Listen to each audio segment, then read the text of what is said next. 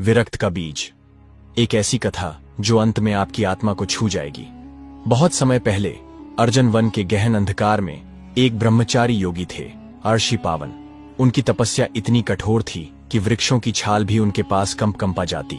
वो न सूर्य देखते न चंद्रमा, बस अंतर की अग्नि में जलते रहते। स्वर्गलोक में यह कंपन महसूस हुआ। देवताओं के अधिपति सुरेंद्र को डर लगा कि यदि ये तपस्वी पूर्ण सिद्धि पा गया तो देवताओं की सत्ता डगमगा जाएगी। उन्होंने एक योजना रची।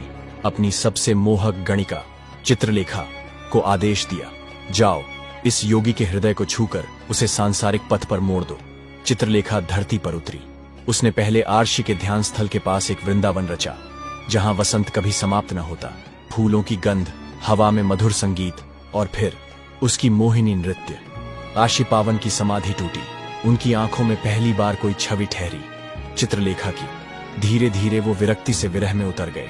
चित्रलेखा की हंसी, उसकी बातें, उसका स्पर्श, सब कुछ राशि के लिए ईश्वर से भी ऊपर हो गया। वो दोनों नीरांग गुफा नामक एक रहस्यमयी गुफा में रहने लगे। समय मानो थम गया, पर बीतता रहा, सालों नहीं शताब्दियों तक। एक दिन चित्रलेखा बोली, पावन मुझे जाना होगा, 900 वर्ष हो गए हैं। ऋषि के पैरों तले जमीन खिसक गई। क्या कहा? 900 वर्ष? उन्होंने अपने जीवन को एक बंद मुट्ठी में रेत की तरह खो दिया था। गुस्से में उनका चेहरा विकृत हो गया।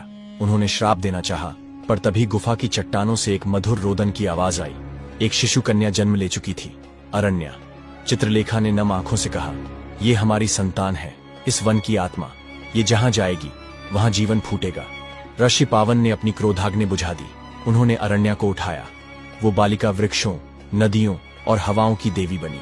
जहां भी उसके कदम पड़े वहां बंजर भूमि भी हरियाली से भर गई। और कहते हैं, आज भी कहीं दूर जब कोई वन अचानक हरियाता है तो वहां अरण्या की मुस्कान